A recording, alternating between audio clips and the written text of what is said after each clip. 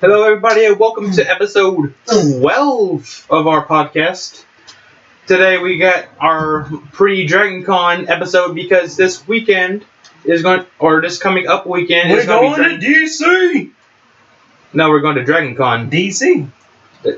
That's what everybody calls it. We're not going to the District of Columbia, bro. You mean Washington? No, Washington is a state. DC.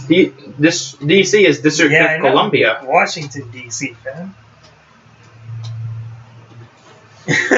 We're going to Detroit DragonCon. Yeah, we're not going to that PAX West stuff because A, not big enough to get paid to go there, and B, we would only go there if we were paid. Yeah, I would go to PAX East though. Yeah, PAX East, well, especially because Glitch Egg City will be there. And it's also a lot closer.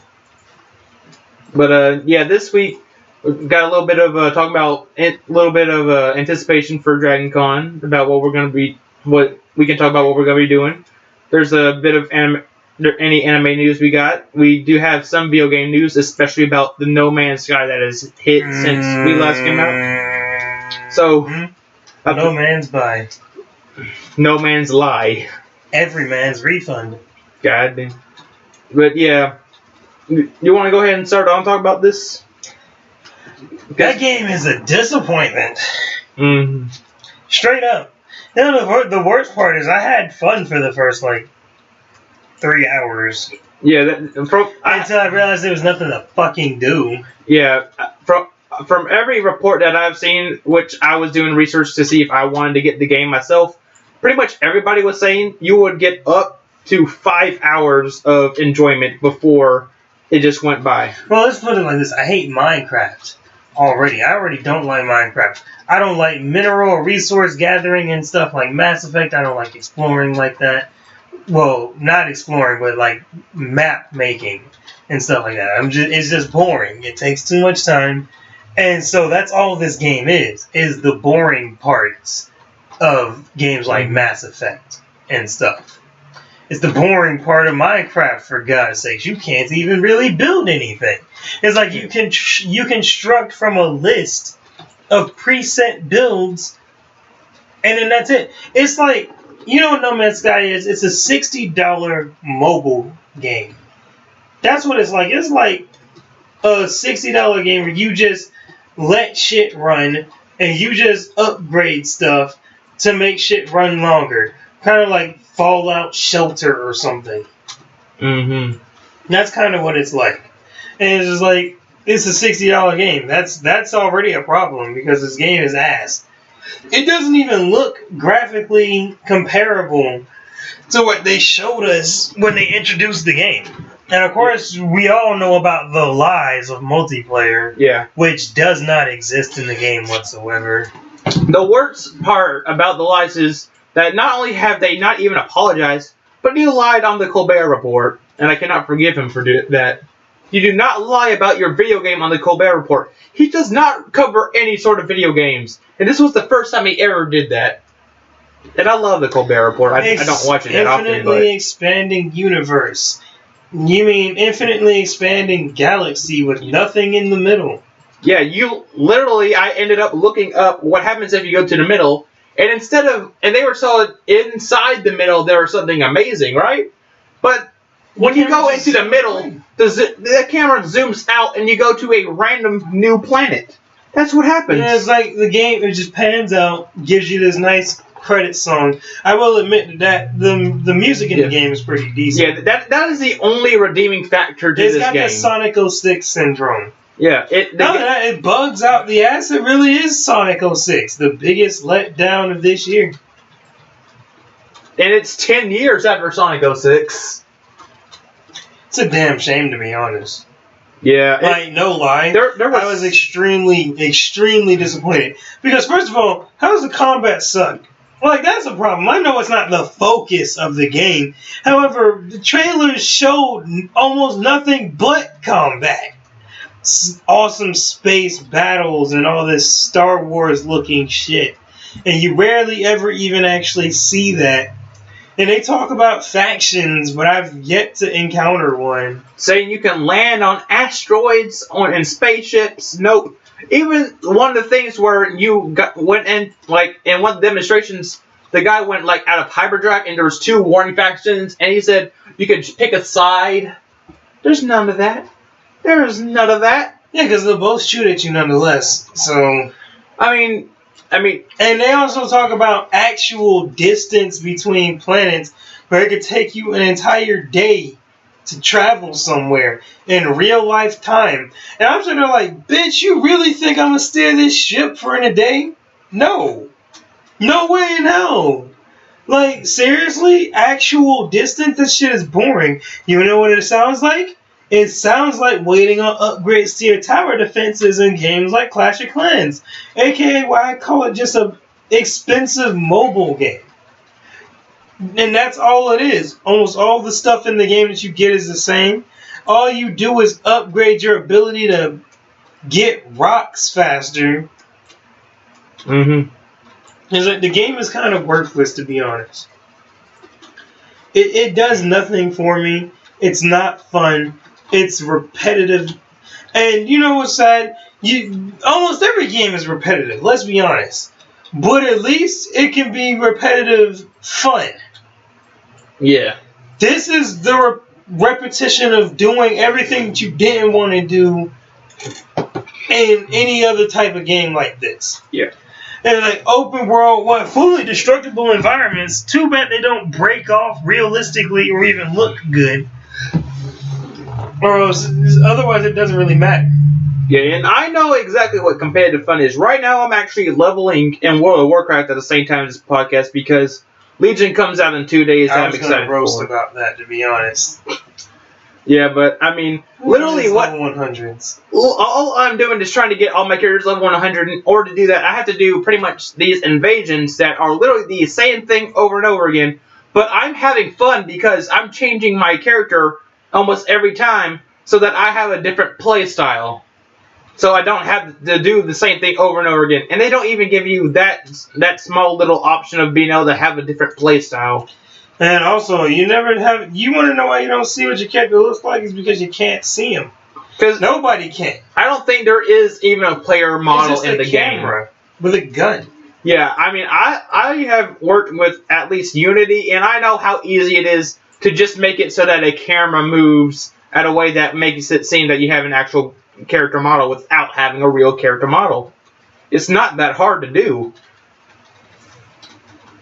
It's terrible. The game is ass. Like $60? No way. Mm-hmm. No multiplayer. No nothing. It's just exploring a bunch of planets that have the minimal amount of differences. Dumbass animals, even though they claim that all the wildlife would be smart. I'm like, you didn't program this AI to be intelligent. Shut that shit up. They're all stupid. Running around doing head spins and shit. You would think they were all break dancers or something. Like, seriously. This is the most boring game I've ever played. And that's after even trying out Minecraft, isn't it? Yeah. But at least in Minecraft, I could make Pokemon statues. Yep. In Minecraft, you can play with your friends. Minecraft is a million times better if you're playing with somebody. That's a fact. And it's like, this game, you don't have that luxury. The closest thing that you get to playing with a friend is being on Skype and be like, hey, I found this creature. Oh, cool, I found this creature. And that's about it. Yeah, you name a creature, right? And so they're like, oh yeah, name these creatures, name these planets. But apparently the chance of anybody seeing your creature or planet is almost zero, according to them. I mean, it feels like they gave you the option to name these creatures and planets because they were too lazy to think of names for these people. That's almost what it feels like at this point. All the creatures are actually just mixing one of like what, maybe 50 different creatures together. Mm-hmm. How many possibilities do you get right there? A couple thousand? Well, it depends on how many different parts are used. But yeah. From what I can see, you get a dinosaur with insect wings or some shit. Yeah, there have been butterflies seen around, but people were like, there are butterflies in this game, that means it must be good. I'm like, no, it doesn't. What argument is this? What argument are you making to defend this? The best creatures come out when you get closer to the center of the galaxy. No. Like, if your objective is to go in and not out, then what's the point? It's like you get these giant worm things and shit like that. And some creatures, you would have to get lucky for them to actually spawn in any of your worlds. Because for me, I didn't see a lot of those creatures. Mm-hmm. And it's just like any of the intricate, good-looking stuff, I didn't see it. So yeah, fuck that game. I'm sorry. It's just bad. No, don't. Like 90% of its player base is already gone. I mean, most of the people got refunds. When PSN and Microsoft Store offer refunds, mind you, you can't refund anything on PSN and Microsoft Store. When you can get refunds from buying it on those, you know your game is trash. I mean, Steam even full refund from GameStop. Not half price, not a quarter price, a full refund from GameStop with my copy. But that's because you returned it the same day, didn't you? Yep. Sure did. Fuck the game, I'm sorry.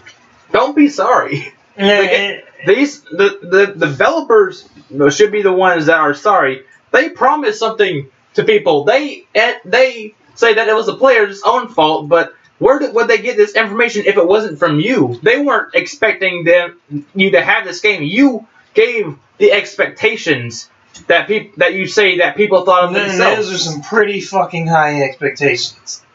That's a no lie. Mm-hmm. It's gonna change video games forever. Infinitely expanding, people. No, you spend most of your time flying around. I think that is actually the only thing that they have done. They have changed video games forever by making sure that we can never trust an indie studio with a $60 game ever again. Yeah, sounds about right. Indies have been kicking us in the ass this year, though. Mighty Number 9 and this. And, like, both of those were original success stories of this year. They were both supposed to be something amazing. The only hope that we have for big indie games that are supposed to change things is Yooka-Laylee, which is supposed to be the Banjo-Kazooie. Yeah, but you see, my thing is that doesn't look like it's changing anything. It looks like a fun game. I mean, for what it is. It looks like a fun game, but it doesn't look like game changing. I mean, it's just the fact that it's an indie game. What it's supposed to do is what Mighty Number 9 was supposed to do was to show off that even when you're not working with a big development studio, you can still make a first party rate game, which still has happened. Games that have happened to do that. Yes, but this is a game that is supposed to be like you can still make a good spiritual successor that is not the same game, but still feels like it and still has the same enjoyment of that game. Mighty Number 9 did not have that same enjoyment. For me, I thought the game was fun. I'm not gonna lie. I thought Mighty Number 9 was actually fun for what it was. However, I could play Mega Man and beat it the very next day and do it again just back to back because I loved the game that much. And it just had the replay value in being able to go through it and figure out things you just didn't know before. Mighty Number 9's two biggest issues is there's no replayability, first off. Mm-hmm. And the way it looks is terrible. Period. I mean, what happened to the original... The 2D art. Yeah, that original gameplay that they showed when they announced it. Not only that, but Mighty Number 9 released with DLC. Day 1 DLC. For what? Costumes. I'm sorry, but unless you have something very interesting for a day 1 DLC, you should never do day 1 DLC. Like, it should be on the lowest priority for that to even be on your mind. Especially when it takes you fucking 3 stalls to release your game. No, that wasn't 3 stalls. That was 4. That was like 5, wasn't it? I could have sworn that was about 5 different announcement dates that they gave out. Hell, GameStop was confused. And it's just like I can't support a lot of indie games at this point. To be totally honest. I mean, any ones that get a lot of hype, yeah. I'm just not gonna be hyped for them. What the past 2 years have shown that a game that has had no hype to begin with is always going to end up being better than the game that has hype to begin with, but will end up ended up being overhyped, such as like Undertale. Nobody hyped that up. It was just a cutesy little $10 game, but it ended up being fantastic. But because of how many people were praising it, some people went in with unrealistic expectations for the game and said that the game was trash. Which, if you have those high expectations, it was. But I was just expecting it to just be a short little, well, not really short, but just an interesting little game that I could at least get some enjoyment because it had a neat prospect. But in the end, it wasn't the gameplay of it; it was the actual story that came out with it. Sorry, give me a second.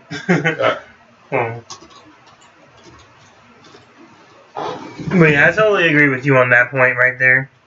Undertale was great. When we get games that are super hyped up, like Metal Gear and all this other stuff, and they're okay. I think Metal Gear 5 was good. However, it got boring and repetitive after like 5 hours. Speaking of Metal Gear, did you see the new Metal Gear? No. Metal Gear Survive? What is that? It's Metal Gear. It's in the Metal Gear universe, but it's pretty much a zombie survival game. And that's about it. Zombie survival game. You mean kind of similar to the super powered up? No. Guys that they had? No, it's just zombies. Like, literal just zombies. Why? Because fuck Konami. I'm sorry, I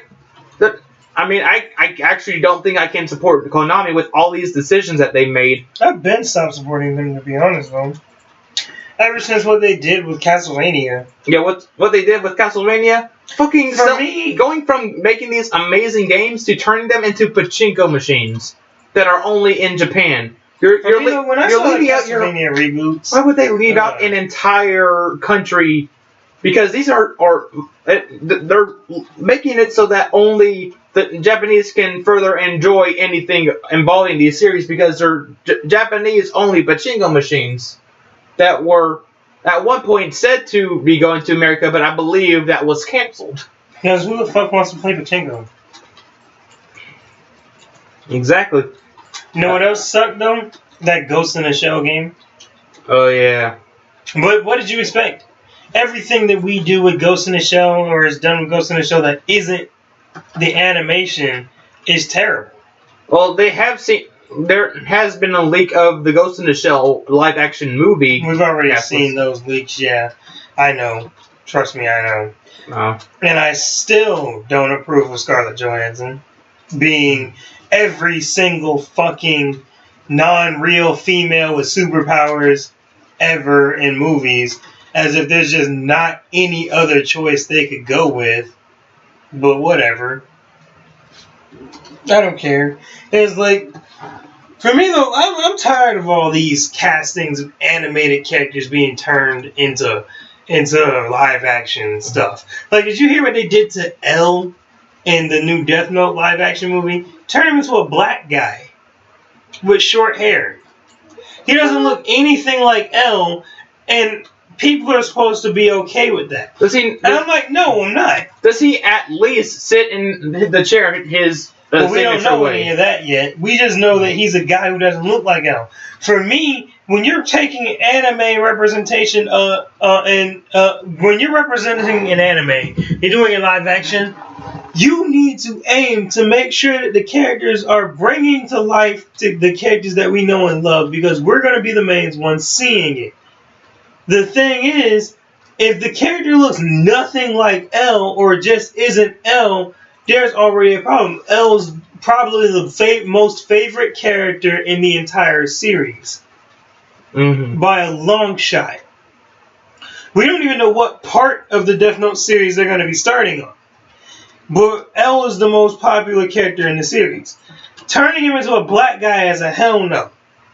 When you can get cosplayers who look more like this character than the Hollywood movie does. Mm-hmm. By a long shot. With a cheaper budget. It's because it's not hard. Elle is supposed to dress like a normal fucking person. They're like everybody else in that series. You don't even really need a costume. It's just like, I don't know, like, they need to stop with all that too. But it's like, I'm tired of all these reboots. I'm tired of all these misrepresentations. I hate that. And like back to on games though, I hated what Konami did to Castlevania when they turned it into like okay. I know a lot of people will say that the 3D new Castlevania was actually good. I didn't like it at all. It didn't feel like Castlevania to me at all. It was just It was God of War, not Castlevania. And when they brought Dracula to the future and shit, I was just like, okay, I think I'm done. Period. And like they need to if they're gonna ruin a series, they might as well just let it die instead of trying to milk it for everything it's worth. Because that's what a lot of people do. They just milk things for what they're worth. Definitely. And it ruins it. Leaves a bad taste in your mouth. But I'm not really hyped for a lot of things. Like a lot of people are super hyped for Final Fantasy 15. For me, I'm not super hyped for it. I think it's cool that it's coming out, but I don't have high expectations for it. Mostly because, every time I get hyped for a game, it tends to suck. There's been a few exceptions like Smash Bros. And whatnot. But other games that I've been hyped for, they haven't kept my attention. So I was looking at Final Fantasy 15. I played both of the demos that they had. I watched the little anime episodes that they came out with, the two of them. I'm just like, first off, I'm liking the side characters more than the main character that you play as.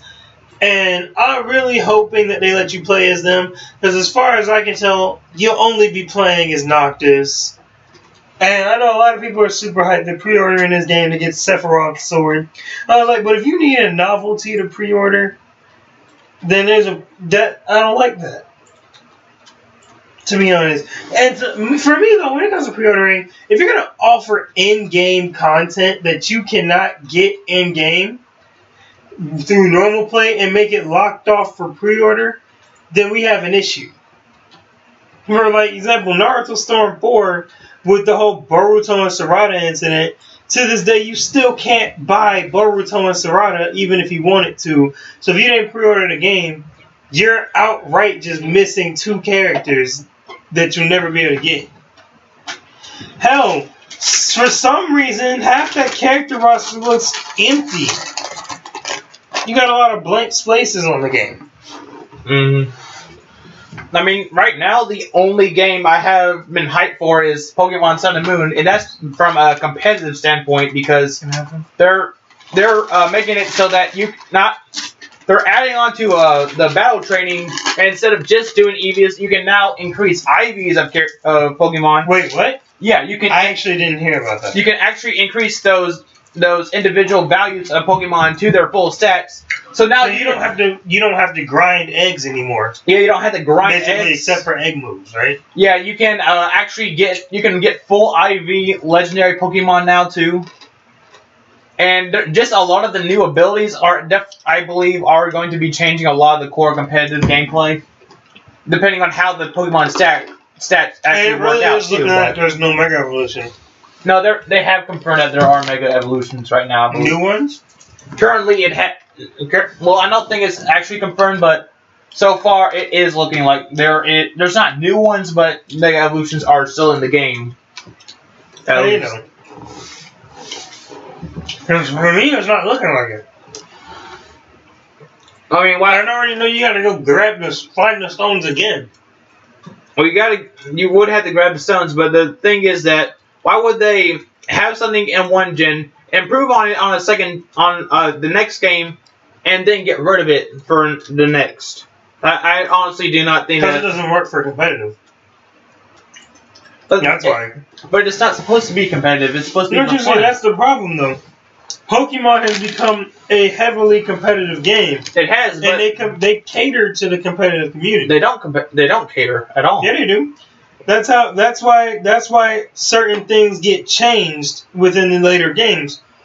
When Oris came out, they changed a few things to because people were complaining about how strong certain megas were.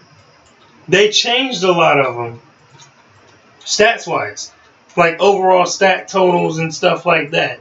Well, at the same time, it's also just game balance in general. That it could have nothing to do with the competitive scene and just be that they were doing it just for the sake of in-game gameplay, so that you're not having to use these exclusive game balance. In all honesty, Pokemon games, you really shouldn't have to worry about it if you're not playing competitively because they're really easy. If you're losing, like, in the regular game, you're doing something wrong, in my opinion. 9 times out of 10. Most of them aren't even hard. And definitely with the generations coming down later, they keep just getting easier. Especially X and Y. X and Y was insanely easy to where you got to the Elite Four, you walk in, and this person will outright tell you what the types are of the Elite Four, and you're allowed to walk out and go re-prepare your team just for the Elite Four. But not only that, you can choose which order you fight them in. Well, that was Gen 5. Yeah, I'm talking about in X and Y. But I mean, you could do that in. Yeah, I'm just saying. It's like, but in Gen 5, I didn't know what types they were until I went in, and I couldn't just walk out after I went in. Oh, fair enough.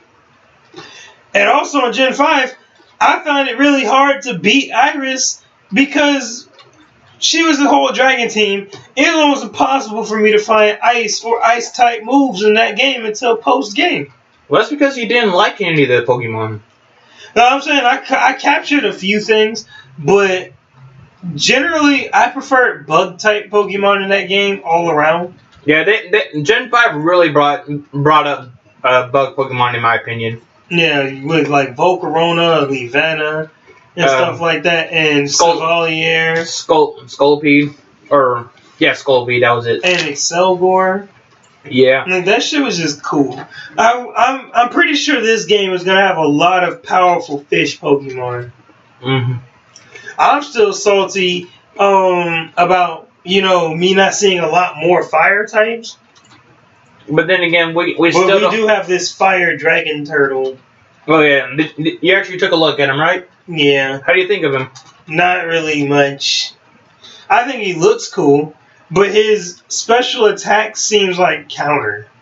Yeah, it pretty much is counter, but we don't know if it's going to be this for the same typing. Yeah, my thing is like, what do you think he's going to be? Like a defense Pokemon? Yeah, high speed special attack? No, he's a turtle. All turtle Pokemon have never been speedy in the entire game. I do think that he's just going to be a good tank Pokemon. That sucks. But did you see the crab? Yeah, I saw the crab. Yeah, I thought it was going to be roller. Yeah, I thought it was going to be a water type, but that shit is solid fighting. Yeah, it's just pure fighting, which is actually very interesting. Because nobody's going to use it. Yeah. Using pure types at this point is basically worthless. There's also a leak that of some footage that there are side quests into the game. Aren't there always?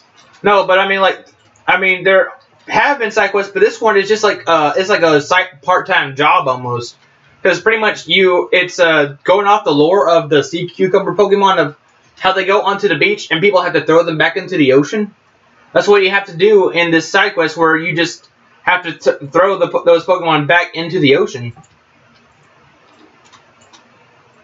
And you get paid for it.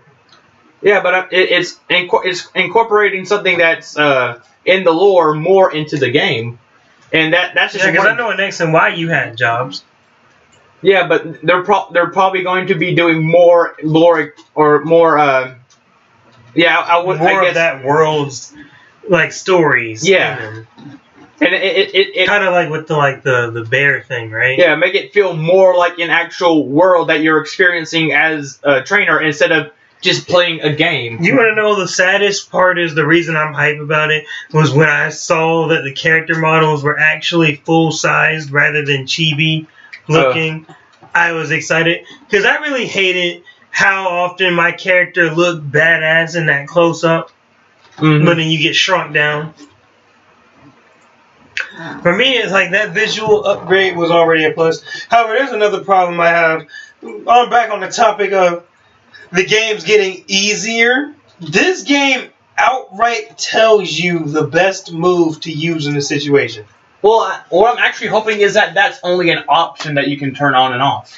Yeah, I'm hoping that too, because that's total BS. I mean, not only does it ruin the surprise of types of Pokemon we don't know, it just outright makes things easier for you. I do think that it wouldn't do that outright for a new Pokemon. I think you would have to have it caught before it would show you it, so that you would know the type first. Like that would be a hope, but I feel like they just did it as an assistant to make it cater to noobs. Well, yeah, because this is mainly a game for children as well. That people have, I mean, a lot of games are supposed to be made for children, and we've been turning these into competitive games. I mean, it's happened ever since Smash Brothers, and probably even before that. So it's just that they're trying to cater to as many people as possible now, but they're not trying to cater to a specific Pokemon was already easy. And Pokemon already sold millions upon millions, including to children. Nobody needed their handheld and what move needs to be used when. Like, that's like maybe a rare few that are too dumb to ever figure out type advantage. Hey, I go online and watch some Pokemon playthroughs, and people still don't understand the Pokemon type advantages. How long have they been playing Pokemon? These are people that are like in their mid-30s, and that have played ever since the beginning. What? Yeah. That's insane.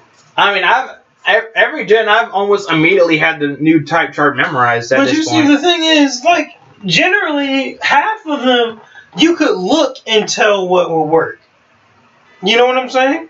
Yeah. You could look at it, and you would just automatically know that fire can beat grass, or that water could beat fire. You would automatically assume something like that. Yeah, but then in the beginning of when I first started playing Pokemon, I actually did not know how to beat dragon types. Well, you see, that's explainable because dragon types are only weak to ice and dragon. And now, but the thing is, I wouldn't have assumed that dragons beat dragons just on assumption. That makes sense. But you rarely fight dragons in Pokemon unless it's in competitive, which then everybody uses a dragon on their team because it's still one of the strongest types. And now Fairy is insane. Now everybody wants to use poison types. I actually have always loved, not loved it, but I have enjoyed a lot of poison types. I think I think it was Gen 3 actually that got me interested in poison types because I actually like Gulpin and Swalot a lot for some reason. Like, they're not good Pokemon. I don't use them, but they're pure poison. Really? Yeah. I barely touch them. I don't want to use them for competitive play, but I still like them for some reason. I actually don't know why. I like Gengar. Yeah, I do like Gengar. I do love Drapion as well. There are a few Pokemon that I like that I would never use, like Armaldo. I think that's the evolved name for an Anorith. Yeah. Yeah, I like the Pokemon, but I would never use it. Yeah, I mean... For me, I feel like every Pokemon should have at least one unique attack that only they can do. That used to be the case, but in like Gen 1, because the Kadabra and Alakazam only do telekinesis. My thing is though. Oh, sweet, thanks. Yeah, my thing is though, like, the problem is it automatically makes Pokemon better than other Pokemon by default. Sometimes, yeah.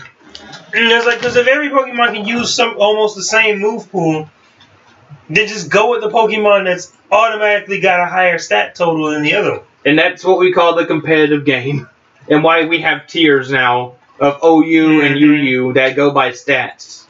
You can have two Pokemon that do the exact same thing, but because one has a better overall stat pool, you would use that for an OU team and use the other one for even a if you UU don't like team. that Pokemon. Right. I love how like legendaries can be banned. Yeah. With the exception of some. Yeah. Oh, did you also hear that there is a possibility of more integration with the Z moves? That depending on what Pokemon is using what Z move will actually give them like a different form. What? Yeah. It's weird. Like if Espeon would or an Umbreon would use, I think it's like Espeon uses a Dark move or Umbreon uses a Psychic Z type Z move, then they would get a type or a form change for the rest of the battle. Oh, I thought that Z moves were only specified to their primary type.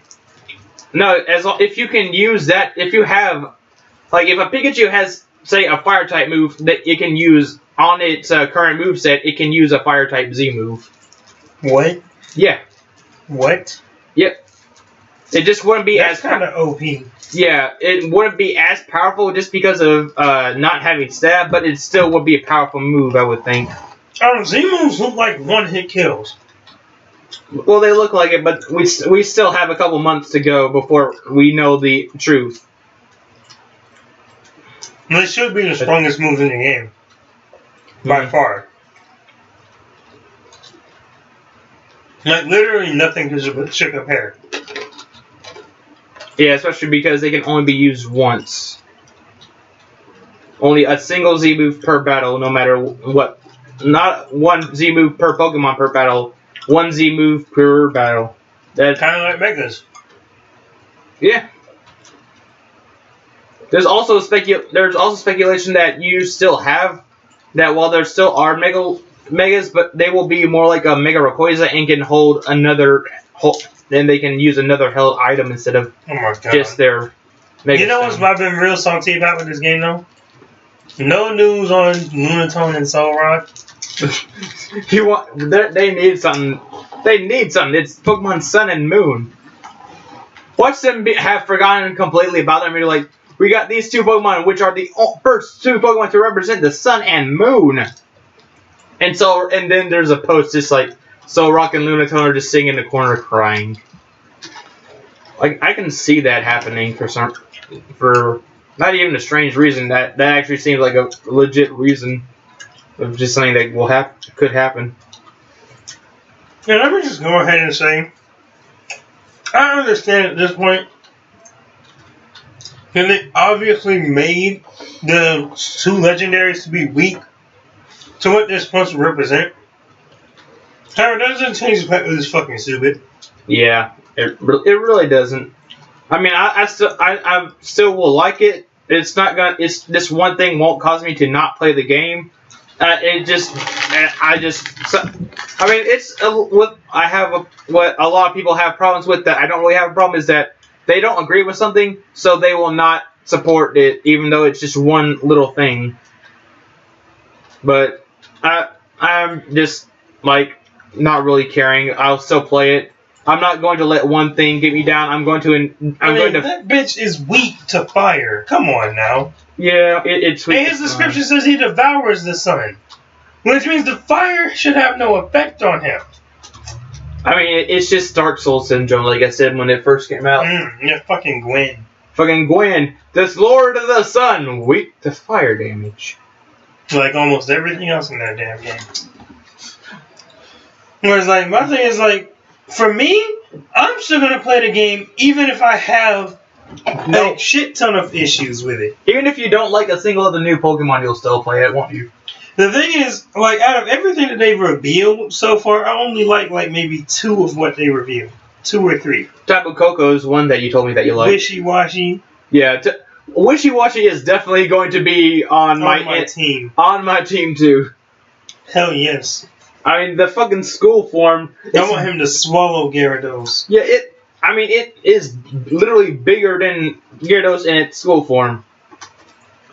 I just want to see a lot.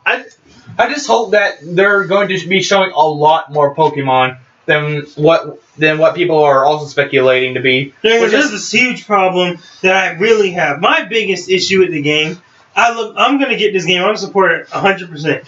Yes, but I pre-ordered 2 copies of each game. One for Wolf over here and one for me. So, my problem with it is, oh my god, I am sick of all this Gen 1 love. I really am.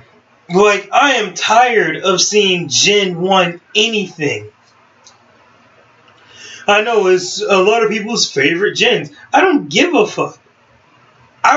Give 2nd gen some love, man. Come on now. At least give the other gens some love. You know what I'm saying? Yeah. Like, seriously. Oh man, X and Y came out and they were giving love to fucking all the Kanto Pokemon. You can get a lot of them, and most of them got mega. Well, a bunch of them got megas.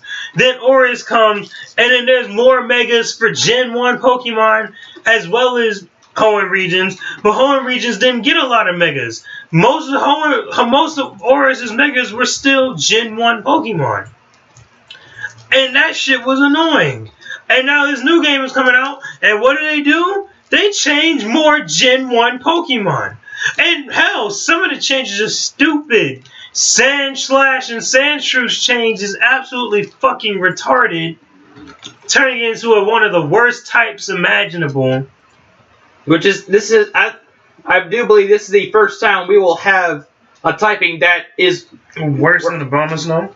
Yeah, it is the first Pokemon that has a 4 times weakness to 3 different types. Which is terrible. The Pokemon is not going to be used ever. Period. Not even for fun. Not even if it has Shuckle-like defenses. Well, actually, if it has Shuckle-like defenses, they're still dying. It's also slow. Well, they only have 1 ability revealed. It may have a 2nd ability that may make it more resistant to attacks, but it would have to have. Sonic the Hedgehog, look at that. It would have to have another ability that. Why they gotta show me 2 ice types? Why they also turn Ninetales into an ice type? No, I'm fine with it. I like it. Ninetales isn't just an ice type; it's an ice fairy. That actually seems pretty cool to me. That thing will destroy dragons. Yep. Well, already did though. So double dragon them, not necessary. Mm-hmm. Because dragons already can't do anything to it. Initially. Well, no. However, they can just use fire type moves now. There we go. Problem solved. True. Almost every dragon can use a fire type move.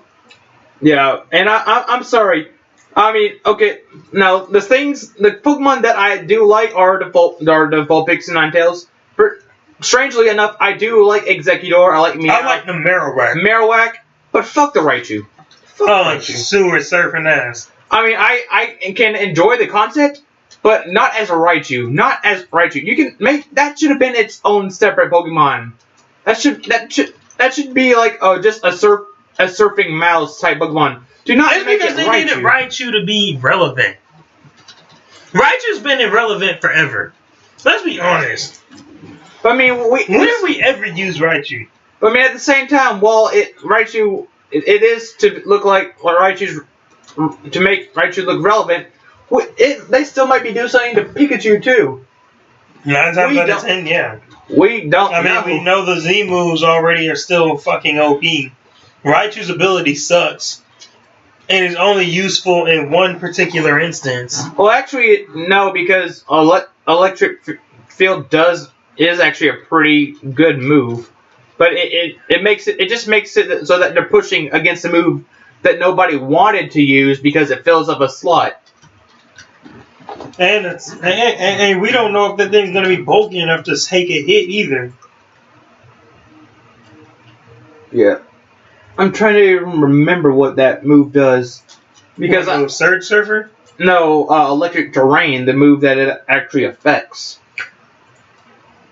I have no idea. I know it gets double speed in electric terrain. Yeah. Electric terrain. Oh yeah. Pokemon on the ground do not fall asleep for 5 turns. That's it? Yeah. That's it? Yeah. It's a worthless ass terrain. Oh. Wait, why is that its ability? No, it boosts the power of electric type moves by 50% as well.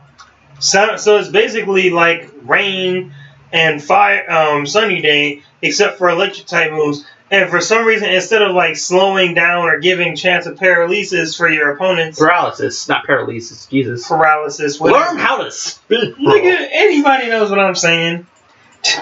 Either way, instead of doing something electric, it keeps you awake.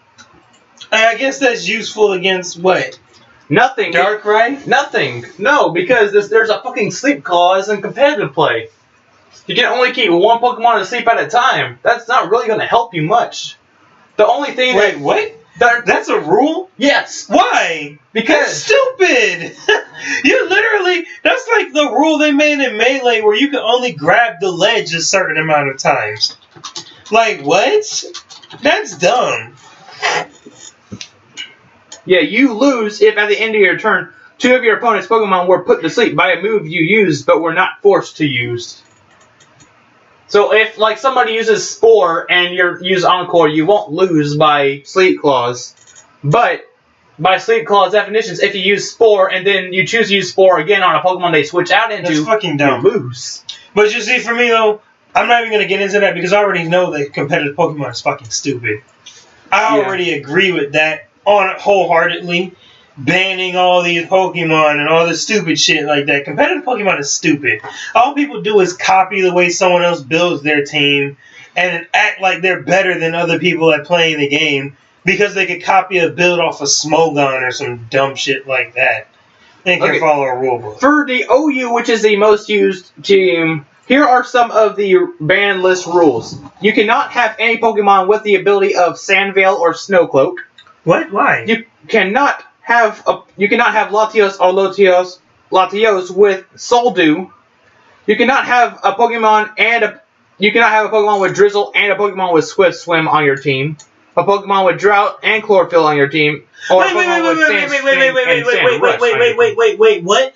That's basically destroying weather teams. Yes. Like, the entire point of the weather is to use abilities that correspond with the weather effect. Exactly. Which is why competitive Pokemon is stupid. That's fucking retarded. I don't play... You're going to punish people for putting together a team that's made to go together to correlate? Yep. You can't have Drizzle and Swift Swim? What? That doesn't make any sense. That's dumb. That's literally dumb. Yeah, I don't. But you see, I hate competitive play for anything. I will make competitive Pokemon, but I will not do competitive I'll use it for fun. I'll make competitive Pokemon to play for fun, which I did at school back in high school when X and Y came out. Whooping that ass. Ugh. Yeah, I mean even then. Granted, I got bodied half the time. Yeah, you got with the exception of my Charizard. Well, that's because Charizard was pretty good overall at that time.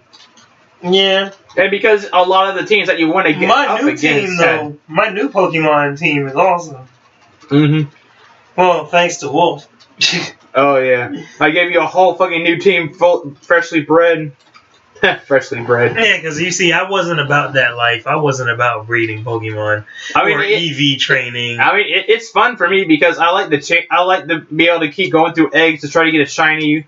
Being able to just feel accomplished that, hey, I actually feel like an actual Pokemon breeder. Yeah, I feel like a Pokemon saver. But you mean an actual competitive Pokemon player? Yeah, pretty much. All the out. Pretty much damn, that was shade. But yeah, I'm sorry, competitive Pokemon is just stupid. I'm not even gonna lie to you. Competitive Pokemon is stupid. So when I'm looking at Sun and Moon, I'm not looking at it from a competitive standpoint. Yeah, I mean that I care about what abilities they have and whatnot in their stats, but at the same time, I really don't. As long as that shit is fun. I mean, I did say earlier that I'm liking this because of a competitive standpoint, but what I actually meant to say was that interested in the team composition possibilities because of these new abilities and moves. Man, I want to transfer my cosplay Pikachu over so he can run around with Ice type moves. That shit was still dumb though. I wish they let you cosplay more Pokemon. Exactly. Like an Eevee or some shit. But I mean, again, that's more Gen 1 fan basing because everybody that played Gen 1 knows what a Pikachu is. If you get to have a Pikachu that has outfits, though, outfits plus light bulb, then. But for real though, I'm sick of Gen 1. I really am. And it's not even the best Gen. I'm actually hoping that they're just doing Kanto to begin with, and then they're going to be throwing in Johtos, maybe. Do my Diamond and Pearl again. Come on, give me some more Sinnoh love, fam. Yeah, Sinnoh was actually a favorite of mine. I played through Pearl. And all the hate Black and White gets, but Black and White 2 was one of my favorite games. Yeah, Pokemon Pearl was one of the games I played the most on. But Pokemon Platinum, you fruitcake. Pokemon Platinum was one of my favorites, especially because it actually, I actually had a special story about getting it. Was because it was a bit of a reward back in 6th grade because I went to the state science fair and that's the only game that I played while I was there because I forgot all of my games, and so we went to GameStop and I bought it because it was brand new and I liked Pokemon. It's the first game that I actually beat the Elite Four on. It's the first Pokemon game that I actually didn't restart as soon as I beat the Elite Four or got bored of what I currently had. So Pokemon Platinum definitely does take a special place in my heart. You know, for me it's just like I need this new game to be good because from what I'm saying is they're changing a lot of shit. I hear there won't be any more gyms and stuff like that, and I'm like, what? I mean, on one hand, that does sound like a stupid idea, but on the other hand, it sounds like it's unique. It sounds unique and interesting, and I want to see how this plays out. I want to use my boy Young Goose. Not even evolve it into the Gumshoe, just use Young Goose. Yeah, he turns from a black guy into a civilized white guy. You know, he turns into a black guy into Donald Trump. He is pretty much just Donald Trump. It's just, man, I can't wait. First of all, there's probably going to be a shit ton of Alolan Pokemon. Mm-hmm. Like a shit ton. But I mean, what? I don't know how many like Kanto Pokemon they're gonna give Alolan forms. We got Meowth and Executor. And currently, stuff like there that. are 39 revealed Pokemon.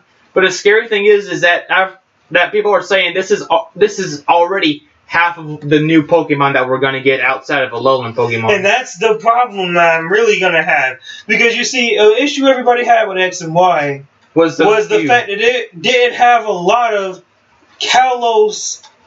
new Kalos Pokemon. You know what I'm saying? It didn't have a lot of new Kalos Pokemon. There was 60 new Pokemon or how many? But basically people expected a region of new Pokemon when a majority of it was Gen 1 Pokemon just in Kalos region.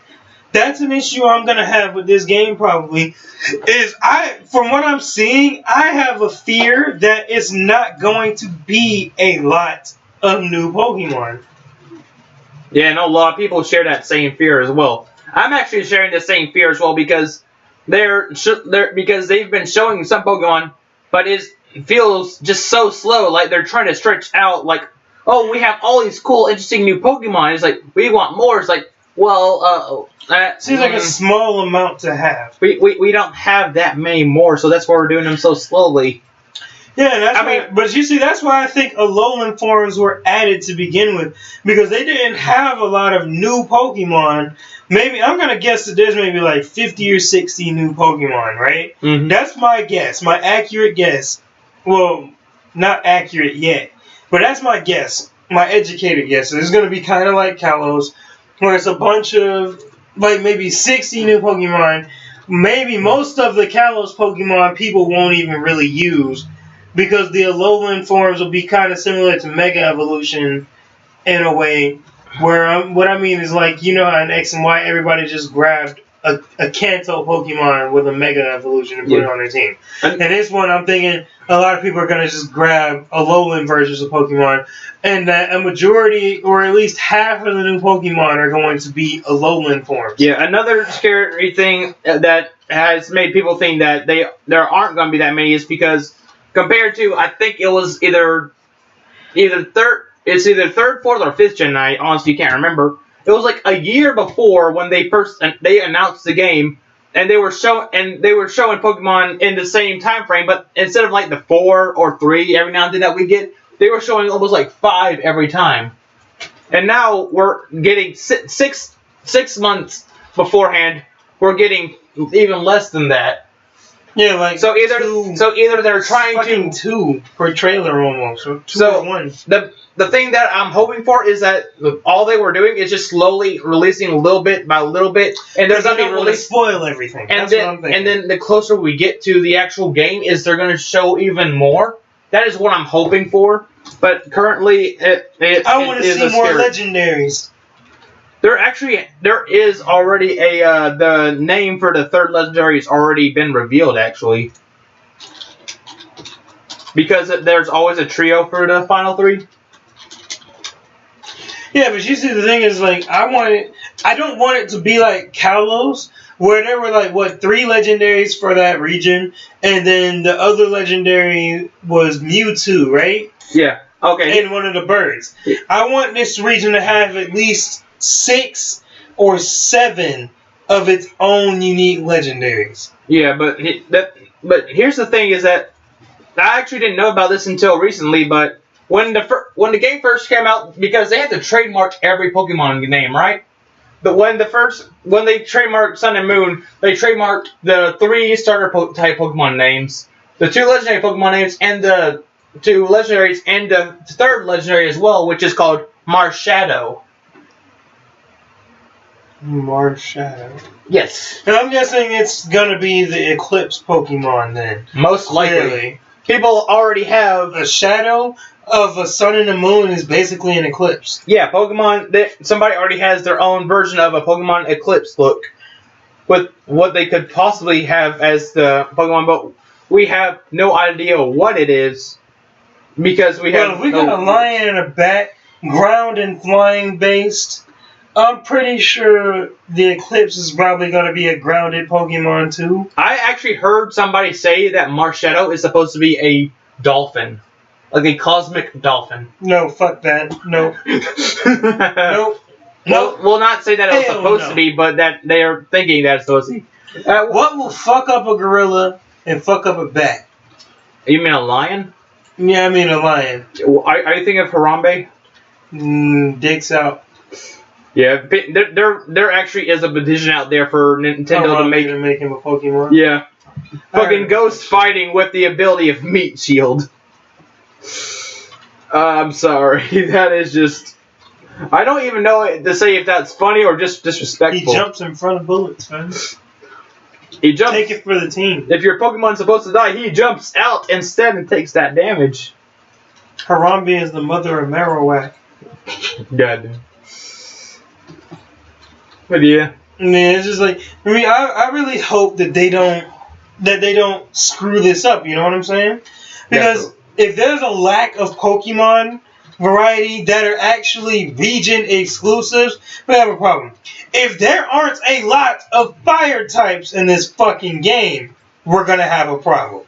Because I only see 2 right now, but I'm sure that's just them trying not to reveal anything. Because the Sun Legendary also isn't a fire type.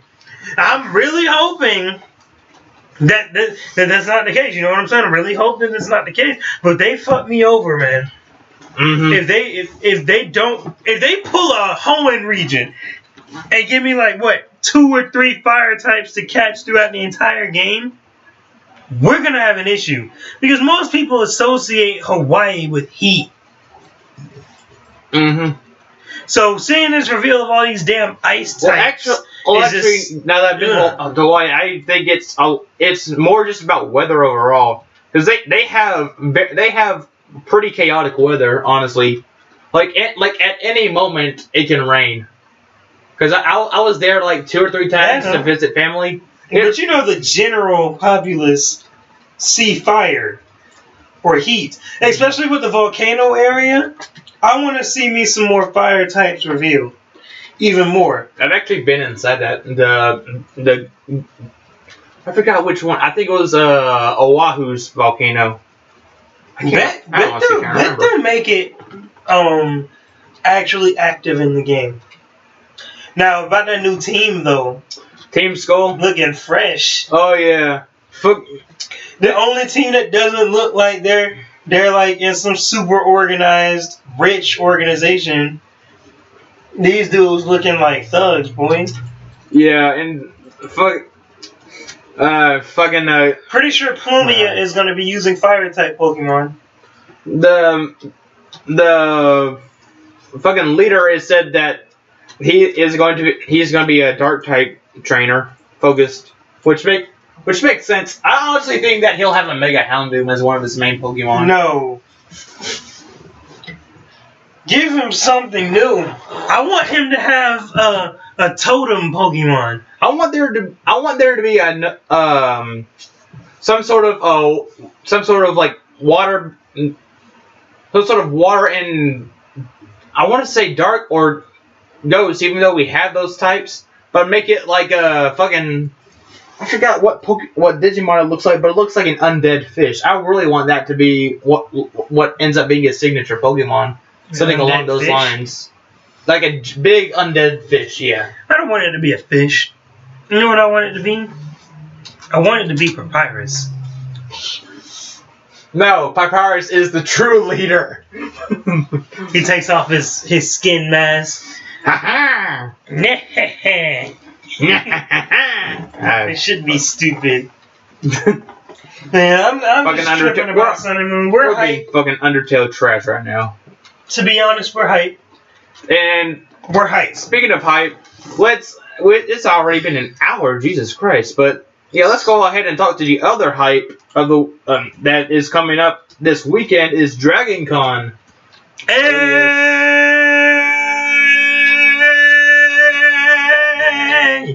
Now, for those that don't really know, it's a convention, but it's pretty much taking a bit of everything and put it together. You got fantasy, you got your sci-fi, you got your anime, sci-fi and comics.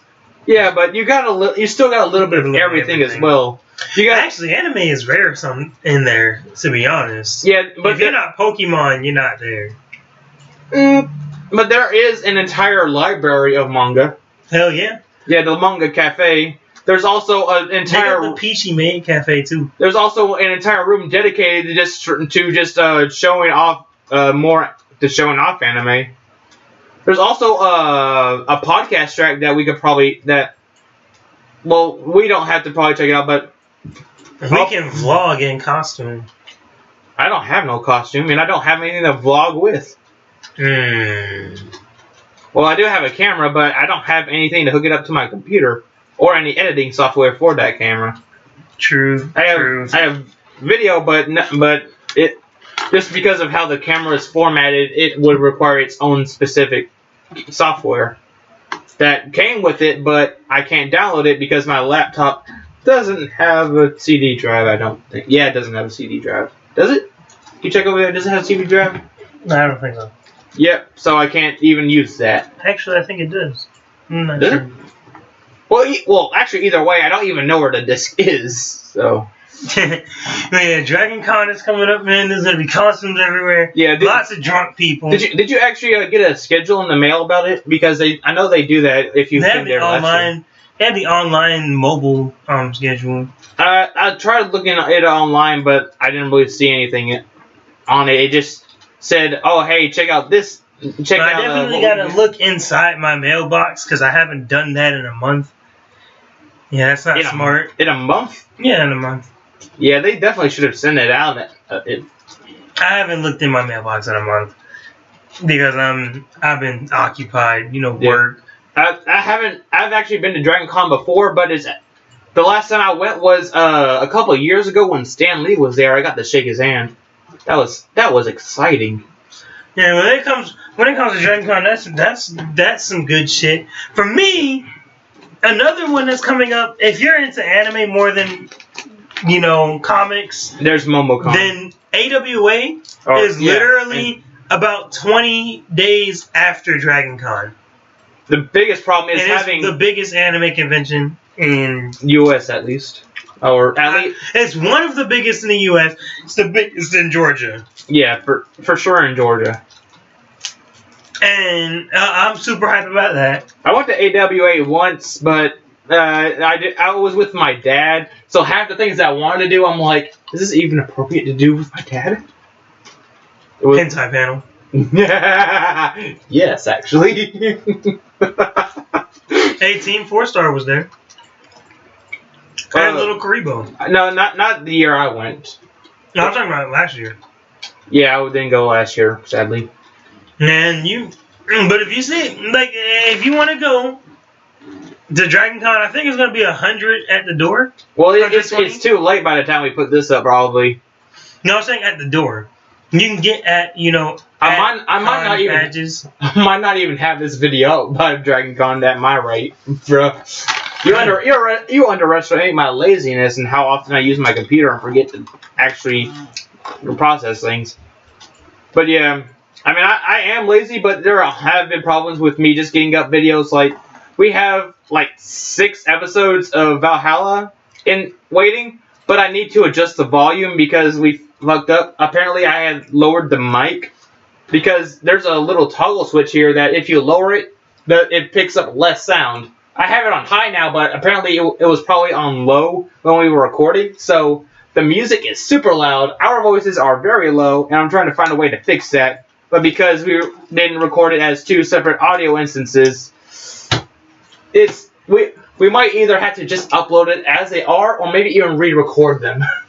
We'll have to listen to it to find out. Yeah. Either way, that's good stuff. DragonCon? What you looking forward to? Yeah. I love the shops. I love when I went to DragonCon. You got no money, don't go. Yeah, when I went to DragonCon, the 2 different years that I went, my favorite time was spending 5 hours just walking through the shopping halls. Just to see. That's the best part of a lot of people's conventions. This year, I actually get to have money. The first year, I didn't get anything. The second year, I got a small little pack of kunai, I believe. No, I got a small sword or something. I don't remember where it is. I think my parents have it in their room or somewhere. No, it's like, when you go to cons, you can find a lot of rare stuff and get it for cheaper than you would if you had to order it online or something. And apparently, if you wait until Monday, which is the last day of the con, everything is hot up.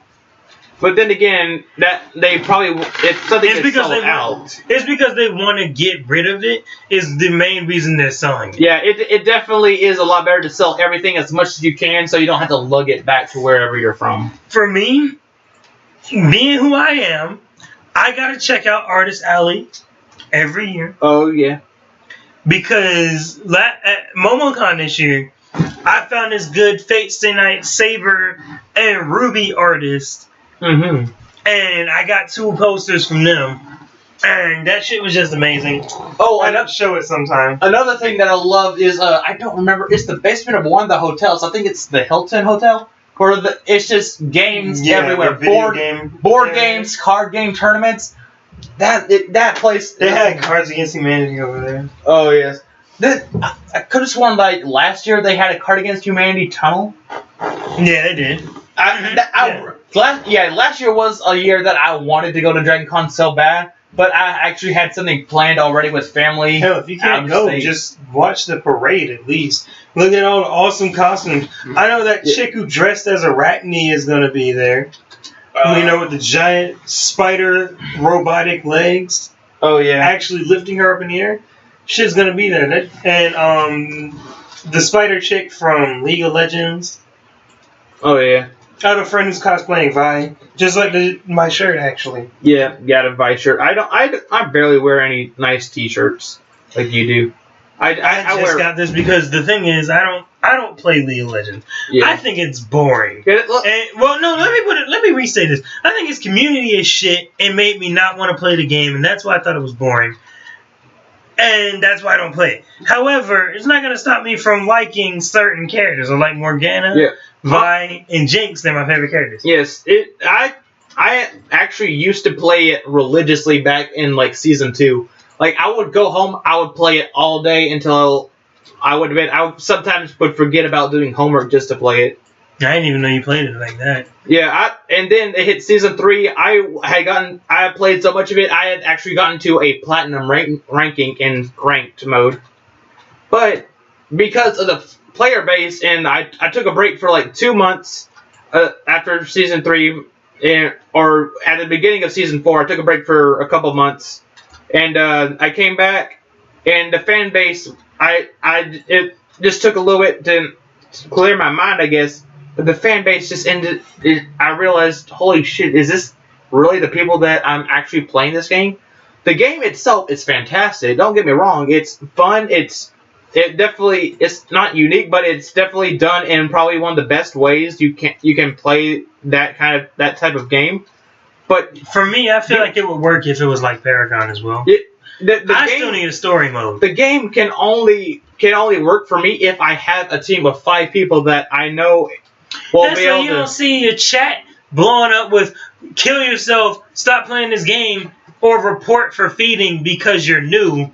Like what happened to me, which really made me stop playing the game altogether after what was like 2 weeks. Oh yeah. Literally, I got reported about until my account got like almost terminated. Like it got suspended like 2 times because I got reported for apparently feeding. Yeah. Which means you got killed by somebody who was better than you, and your team can't allow that.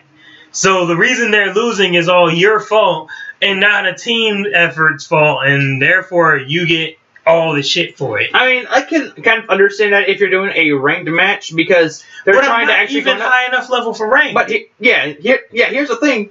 The problem is that it's not that it's just happening. It's happening in fucking casual play. It's happening in bot matches. Like, really? You're gonna report me for feeding in a fucking bot match? I'm not god at this game. Just letting you know. And the worst thing about League of Legends now is that almost half these YouTube ads that I get at the beginning, where you get like a short video, half of them are about why I play League of Legends. I'm sorry, Riot, you're a good company. I would like to be a video game programmer, and you might actually be a fantastic company for me to work with one day. However, you trying to advertise this game still is getting absurd. It's almost like Sakura trying 15 years later to get us to like fucking Fire Emblem and by putting all their characters in Smash Bros. All the time. It's similar to that. It's just like, we don't give a fuck. Whoever's going to be playing League of Legends is going to be playing League of Legends right now. That's just how it is. But you're not going to get any new players anytime soon unless the game changes dramatically. No, here's the thing. First of all, it needs a graphical update. You're not going to get any more new players, not because it's already been out for so long. And it needs a graphical update. It is already one of the biggest esport games in the world right now. It is one of. Why do you need advertising? It is one of the biggest. They basically advertise to the people who play the game. Yeah, it's one of the biggest. It's one of the biggest games in the entire world online. It's like they're literally advertising to its own player base to play this game. I'm just like, you know what? Anybody who likes something else, though, because I'm a Blizzard fan for some reason. I don't know why. I think it's your fault, actually. I think this is your fault. Hey, I love Blizzard. I'm saying I'm a Blizzard fan all of a sudden, and I think it's your fault. I mean, I have never been disappointed with any Blizzard game before I even know that they were all owned by Blizzard. That's the funniest thing. I played StarCraft, Diablo, and World of Warcraft, not knowing they were owned by the same people. Loved them all. Found out they were done by Blizzard. I read StarCraft books, and I didn't know that they were Blizzard. Yeah, I didn't even... Hell, when I read StarCraft books, I didn't think they were based off of a video game. Yeah. I have some in my house, and I was just like, wait a minute. Oh, this is from Blizzard. And, I'm loving me some Overwatch right now. Yeah, because I'm a badass in that game. Overwatch is definitely their most successful game to date so far. My problem though is the same with League of Legends. Give me a goddamn story mode. Or at least put the cinematics in the game. Or anything. Or character bios that I could read or unlock. Or a gallery mode. Or something. A reason why we're fighting. Because you know what's funny? They just released another one of those. You know how they had those cinematic movies? Yeah, they released the Bastion one. Which is actually fantastic. Yes, PTSD. Yeah, it's fucking fantastic, though. And I'm just like, why is this not in the game? Because the Bastion one is the first time we see the war actually animated. Mm-hmm. I mean, I think it's just because they don't want to put it in the game. They want to keep it outside the game to get more people into the game. But that's the problem, though. It's already got what looks like it's going to be its peak audience at this point. Yeah, it does look like... It should cater to us now. However, my issue with Overwatch at the moment is the same issue I had with Smash Bros. The new one, Smash 4, and its competitive community. Overwatch's competitive community is hurting Overwatch. Not only are they a bunch of salty-ass players, like I've literally seen videos, as well as experienced myself, salty players, where I've been on a team that was losing because we had a trash player. Mind you, I play PS4 Overwatch, and I'm exceptional at it.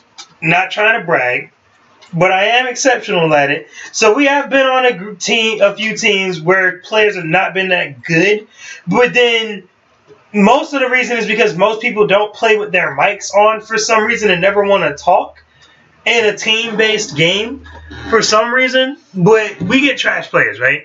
But then we got another guy on the mic who will literally just start ragging and bashing the player who's not all that good. Yeah. I'm like, the game is for fun. Nigga, we're on quick play. You're not losing anything. Nobody can even see your play record unless they look it up on the website.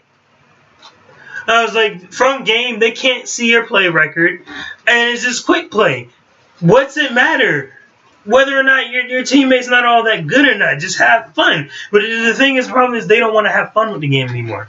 They wanted to turn Overwatch into an esport the moment they played the beta. And that's the problem, because competitive players are nothing but a bunch of whiny bitches who need the game to be altered to cater to their play styles. Like, okay, there's a lot of stuff going on. I'm sure you guys heard about the Genji nerfs, right? You heard about them. Yeah, you told me about them, but just for the people that haven't heard them. Genji got destroyed as a character. Genji had the highest skill cap in the entire game. By far, period. That's not even debatable, to be honest. And competitive players getting into high competitive play, mind you, Genji, if you took 10 Genji players, only one of them would be good with Genji. Mm-hmm. That's the success. It's 1 out of 10 Genji players can actually use Genji. And maybe 2 out of 100 Genji players could master Genji. So he was rare to see. But then you get into really high up competitive play and people are getting body bagged by a really mastered Genji. The first thing they do is complain about Genji. Because I hate competitive community for the sole fact of them blaming player success on their character. There's no way in hell a player can be better than me because I made it into a high rank. So it has to be their character that's better than mine. And that's why they're winning. That's the competitive mindset for everything. That's why tier lists exist in the first place. To put the blame or player success on a character and not on the player. And that baffles me and it makes me upset. But what they did was they made a lot of complaints. One of the biggest complaints overall from YouTubers was that we should not be punished for being in high rank. Now listen to the way that was worded. Because that's exactly how it's said. We should not be punished for playing in high competitive play. AKA, what they're saying is we should not have to try hard and win against somebody who's better than us at a character we cannot play for being up in a high level play. In other words, their solution is make this person who mastered Genji be punished for mastering Genji, because it's not fair for them to not be able to win because they don't know how to beat a Genji player. So you're instead of punishing you because you took L's and don't want to try and learn, you're gonna punish the player. And so they took away Genji's combo, which was his main source of damage. They took away his ability to jump off the wall after a double jump. They took away they lowered his super length to 6 seconds, so he's probably only getting like 6 slashes out of it instead of 9. They tormented the character until they were just like, we need you to suck so that other people will stop complaining about the game. And now Genji's worthless. The biggest problem is that this is also because it's by Blizzard. Blizzard does this almost all the time. Exactly. So they cater to the competitive community because they're an esports game creator. Now here's the thing: they try to cater as much as they can to the competitive community, and the competitive community will still find ways to bitch about the game. Exactly. That's competitive community entirely. Because let's be honest, once Genji gets nerfed, now everybody who made Genji is going to complain. I mean, it's not even just in Overwatch. It's in McCree got nerfed again. It's in StarCraft. It's in Hearthstone. It's in World of Warcraft. All these Blizzard games, Blizzard is doing their best to make a game that's both fun for the casuals and fun for the competitive players. But the competitive players will continuously nag because they're not getting their way as they want. They want the game to be their vision and not the vision that the game creators made this game for themselves. And it really annoys me that this hurts the game. It hurts the game. It hurts the developers, and it hurts the casual people because first of all, let's be honest. Majority of the players are casuals. Yeah, because people have jobs. Just because they're big in esports doesn't mean esports are a majority of the game. They're not even half of it. Most of these people who play these games are casual players. Mm-hmm. Like, that's how it is. So when you're doing this, you're changing the casual player experience because you don't care. You only care about the competitive experience. And it's because they won't shut the fuck up about it.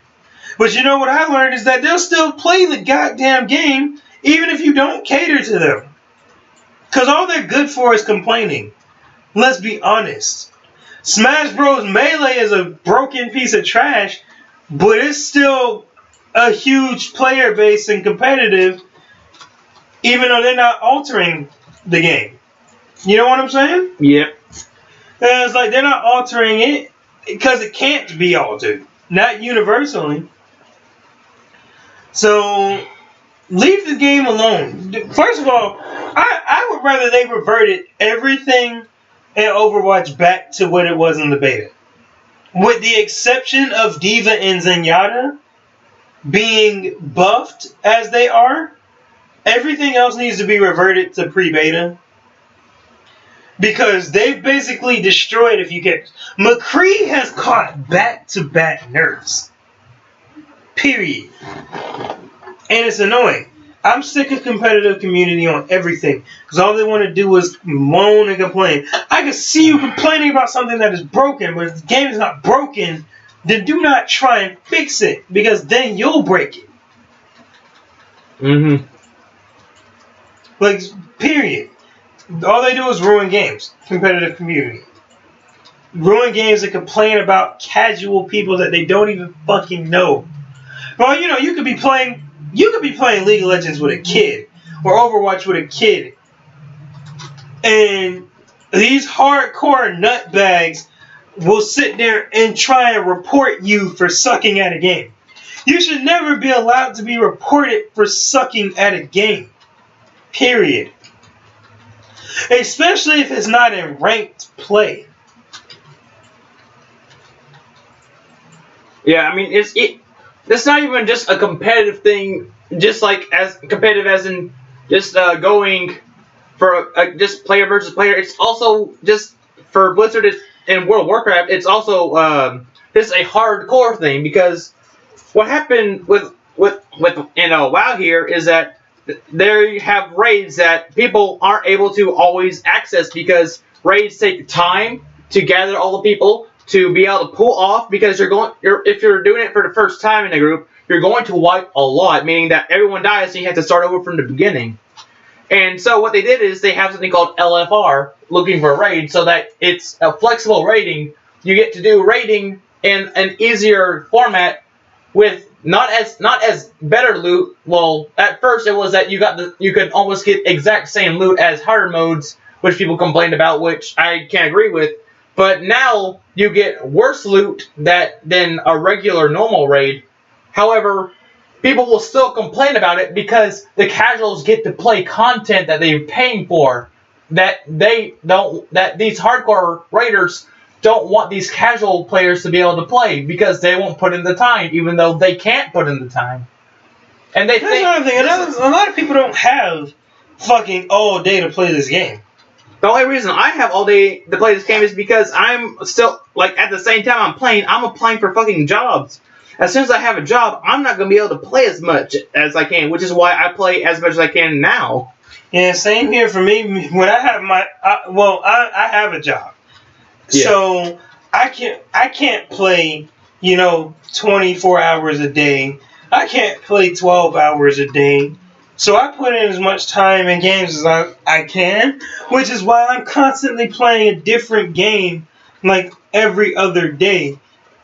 Because I want to play as many different things as I possibly can without getting bored too quickly. Right. You know what I'm saying? I want some variety in what I play, or I want to give everything a chance because I don't have a lot of time to spare. And it's just like, okay, that's that. These people will sit here and bitch at you about everything under the goddamn sun. And it's annoying. I hate it. I can't stand these types of people at all. That think they're entitled to something. And you know what I hate? Like, I hate anybody who says that you shouldn't get content that you paid for. For example, in Destiny, I hate the fact that Xbox players will pay the same price for DLC and get less content than PlayStation players. Because PlayStation players will get exclusive content. Like exclusive guns, vehicles, everything. Exclusive. Missions. When you paying full price for DLC and you get less than half of what someone else is getting, there's a problem. If you're playing a monthly subscription the same as another person, but you're not able to play the same things because you don't have the time, it's not really that fair. They already made it so that if you're doing these harder core raids, you get more access to different appearances of weapons. You get better weapons. You even get special weapons that you can only get from these higher tier raids and special mounts.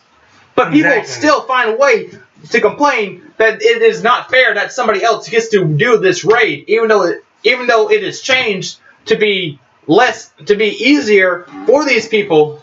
I mean, they're also complaining that because it's allowed, it's also bad because these hardcore raiders are just going to do this smaller raid. It's like this their choice. Yeah, they shouldn't. They don't have to. You can still find a group to be able to do these raids. You don't need to do these smaller raids. These are just for like doing small quests or just having fun or just to even be able to get an experience into raiding. Because I had no idea how to raid before LFR was actually a thing. Using LFR, I learned how certain mechanics would work, and then as you go up, more mechanics are added for every level of the raid. Does that not seem fair? It seems fair. It's how you learn. You see, the problem with Destiny is raiding in Destiny is always max level difficulty. Right. So there's no way to learn the raid other than doing the hard raid. You know what I'm saying? Yeah. Just like with Nightfalls, there's no way to learn a Nightfall without doing the hardcore Nightfall. Yeah, I mean, and it's just like, so that's how that stuff works. I think it's good to have an LFR. Yeah, it is pretty much being able to be at max level content, being able to go through, being able to look at what these bosses do, see some general mechanics. They don't even have the exact same mechanics. They're almost an entirely different boss fight, almost just with the same model and similar mechanics. You're able to get an idea of what happens, so that when you get into a bigger fight, you're already knowing how to avoid certain things while learning another mechanic. That seems like a fantastic way of game design to me. Being able to, as you go up, you have more things to actually avoid and fight. When it comes to this game, though, there's only literally one problem I have with World of Warcraft and similar games like League of Legends and stuff like that, and it's graphics. Oh, I'm playing on the low. I always play on the low. Well, I mean, like, what I'm saying, like, I've seen what it looks like on its highest, and it's still got the same kind of look to it. I get that that's the style of it, but for me, I would need a graphical update. Well, a serious one. There actually has been a serious one. Before there was like 6 available options. They now go up to 10. Let me actually apply this and see how much different it is. This might actually break my computer. But did you see? I see the textures, but I mean, like, it still looks like the same game. True, but when you go into like certain graphics and certain raids, like already look, you now have grass popping out of the ground that you couldn't see in the lower graphics though. You can see definitely things are more detailed. I'm not playing on an exactly good character to show this off, and I know we're talking about something visual, but as you increase your graphics, your attack animations are shown to be more brighter and more obvious, and it does make you feel a lot more powerful overall. Yeah, it's like for me, it's just like, I don't know. For example, like League of Legends, I know that got a graphical update, but at the same time, it's still like the character models don't look anything like their 3D models. For example, I mean their 2D artwork. Mm-hmm. And you see, like, I'm looking at this, like you said, with the combat animations, and they do look better. I agree, but like, for me, when it comes to newer games, I don't need new games to look old. There's also another thing that hasn't been fully implemented that you can kind of cheat your way in, called the action camera.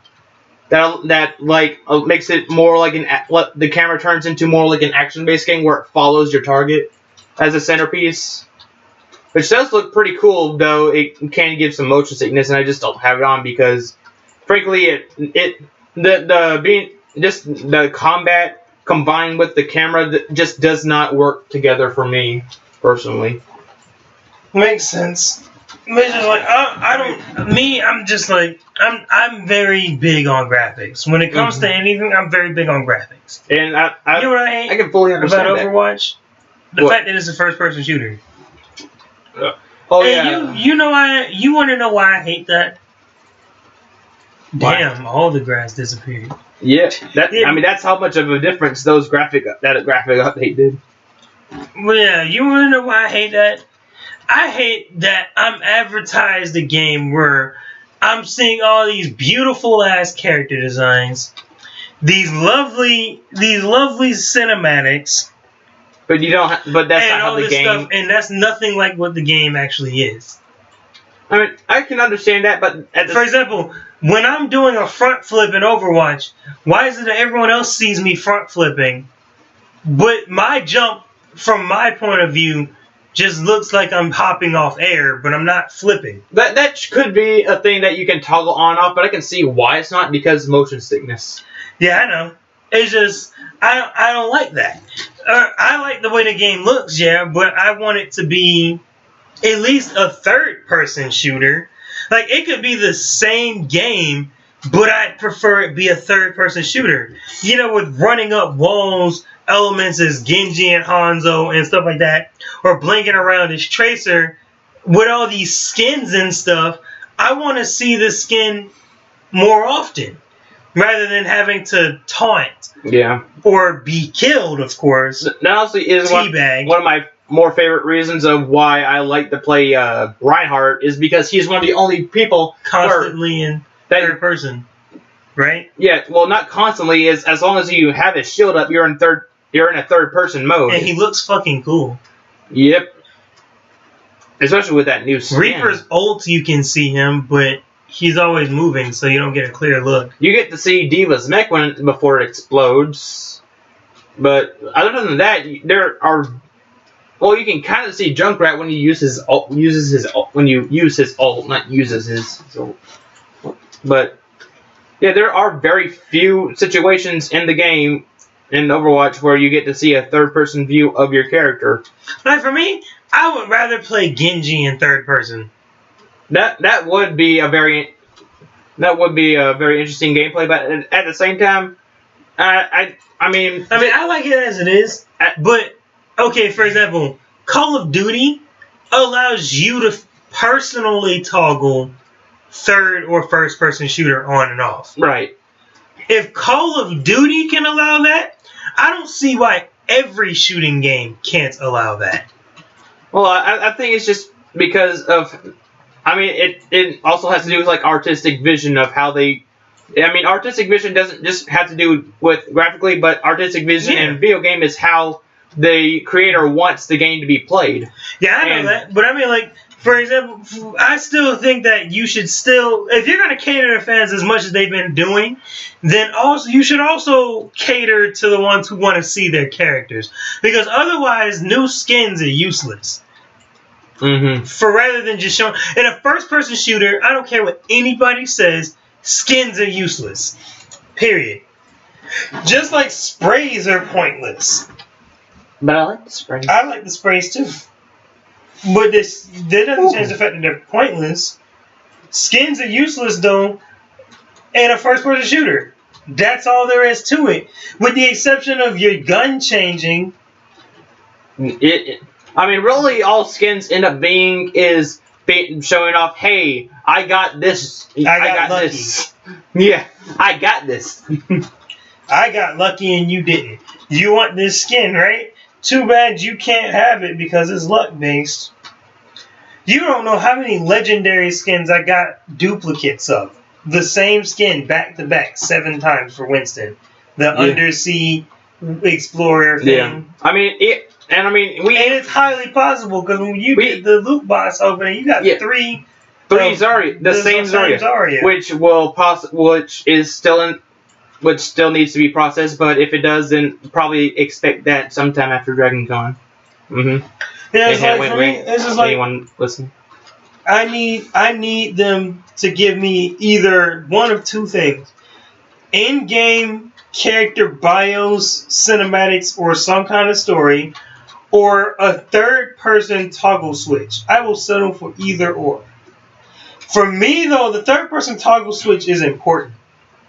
Because I personally me and Wolf both aren't big into FPS. Yeah. I mean, Overwatch is literally the only FPS I have played more than 5 hours of next to Black Ops 2.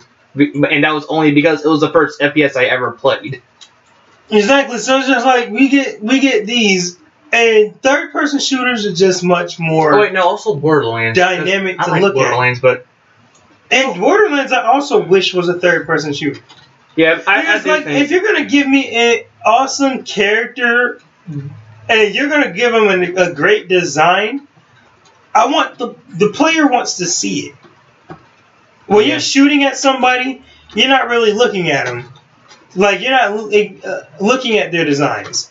You're just shooting at where their face is. Or where their body is. Wherever you want to shoot, you're shooting at it. It's getting drowned in bullets and random colors and explosions. And it's just like, I need a third-person toggle switch.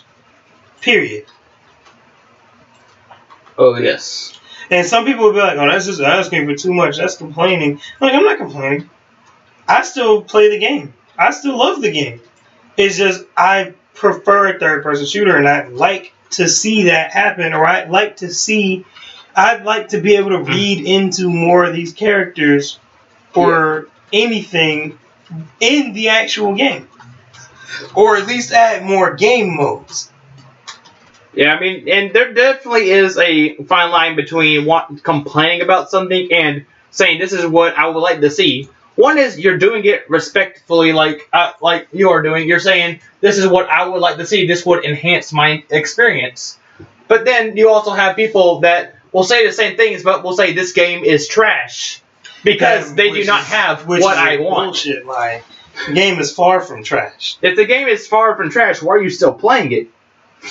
That's always one of my biggest things. Yeah, exactly. And people rarely have I ever found somebody with an actual argument for why they can say this game is trash and still play it. And that's because people are full of shit. Exactly. That's why. Well, we talked about games enough. In this last bit, let me just go ahead and shout out my anime news on the Kawaii Desu part of the podcast. I am being flung into the... You are so dead. I forgot that. So dead. Holy shit. Ouch. That was maybe 100 meters in the air. That's a lot of lost experience, too, because I gotta run back. But you were saying? First off, let's start off with Bleach is finally ended. End of Bleach is here. Did we actually talk about that last episode? I don't remember. No, I don't think so. Anyways. Oh, well, Ichigo's got a son. This ending. Okay. Yeah, Ichigo has a son with Orihime. Oh, he got with Orihime. Yep, right. Sadly. Rukia has a child with Renji. Don't ask why. They were forcing that shit. Bleach had the most rushed ending in all history, to be honest. You don't even see how you watch died.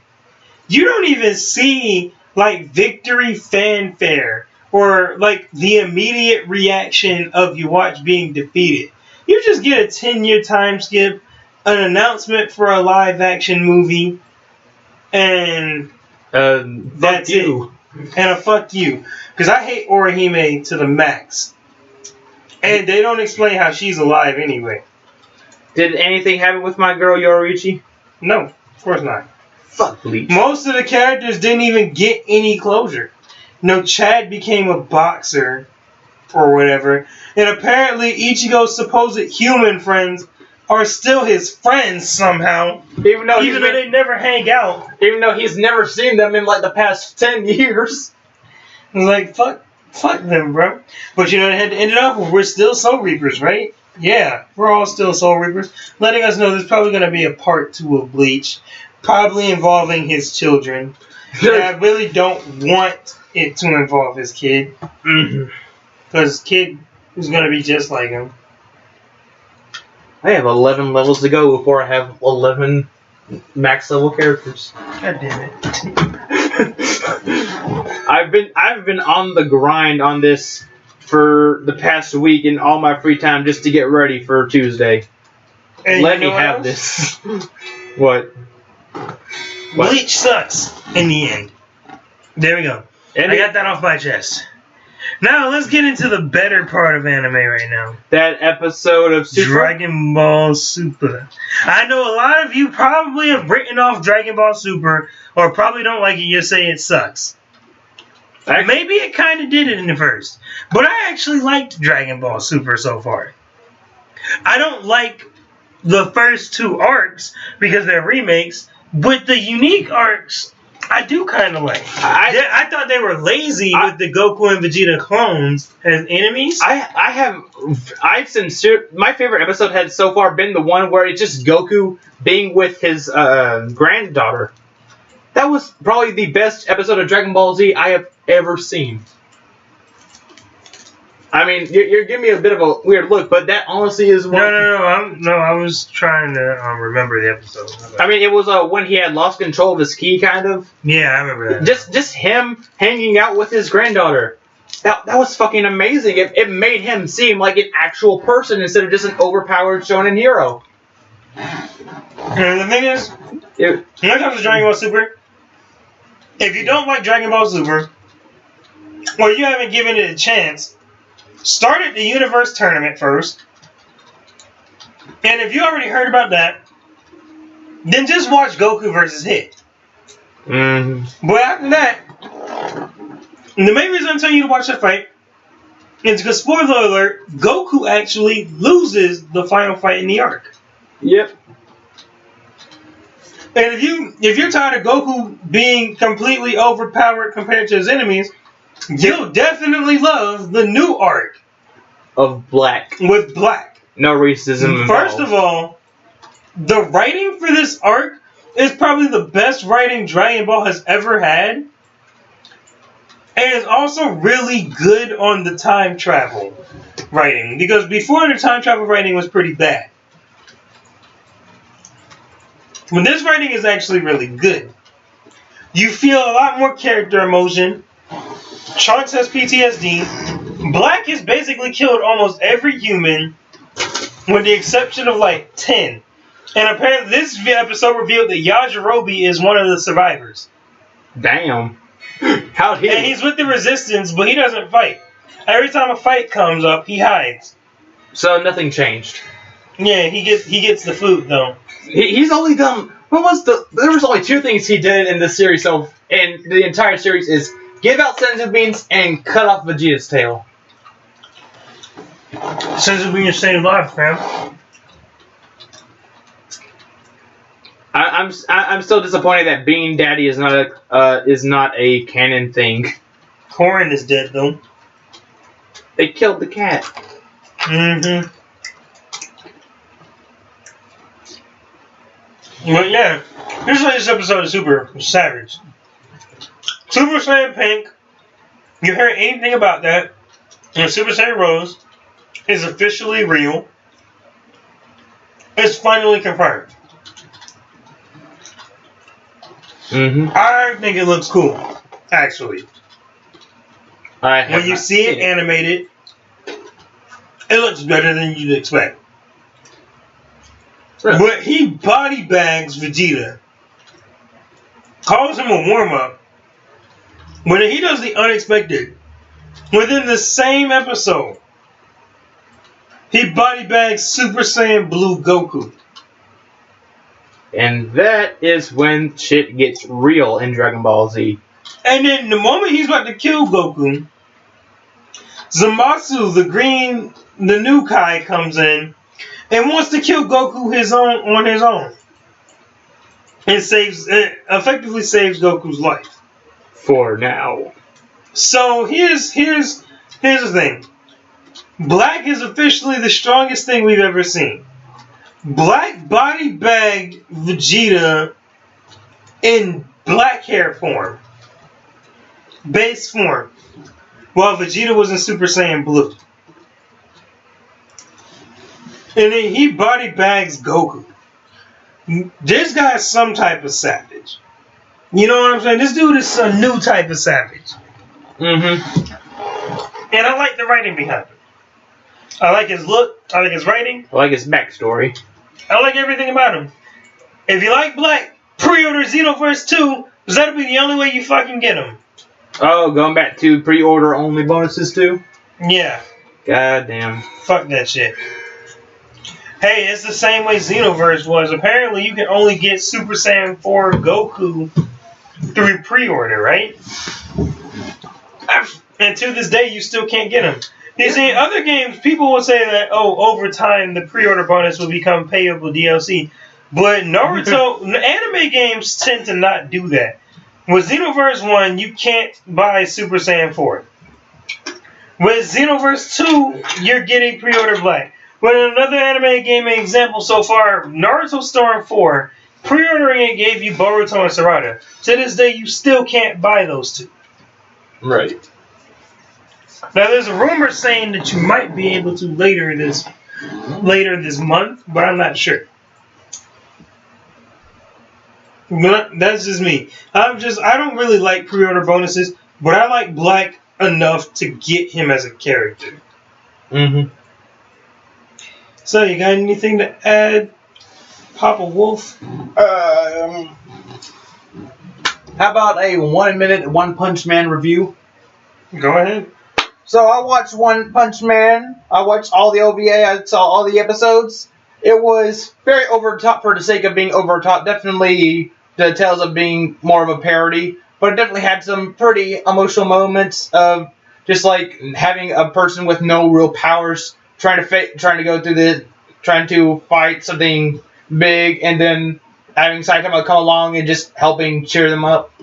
Definitely has some good moments.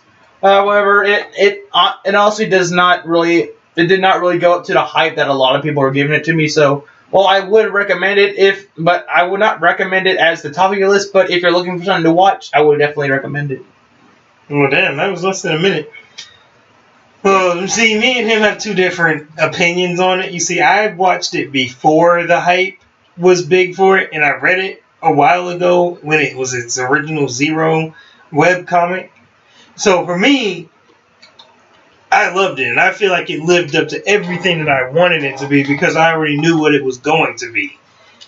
Just seeing it animated, it's like for me, it's basically the same for you guys as seeing Batman vs Superman in the movies. For me, it's finally being able to see something that I liked animated, and so that's why I like it. On the topic of animation, by the way, you might want to watch those few. I'm pretty sure that few episodes after DragonCon of Persona 5 the animation are starting up. So if you get a chance, you might want to check those out. All right. Well, this has definitely been our longest episode so far. We have talked about a lot. This is probably one of our most passionate talks about a lot of things too. 6:30, almost. Well, 6 crap. But yeah, we're gonna have to end it here. Which hopefully that we've had a couple of people at least watch all the way through. And so if you did, we would greatly appreciate maybe a like, maybe even a comment just saying your opinions on anything that we talked about. Subscribe to see more, yeah. Subscribe. But until next time. Are you subscribed yet? This has been Wolf. This is Jostar. And see you later. Now let's comment. Subscribe.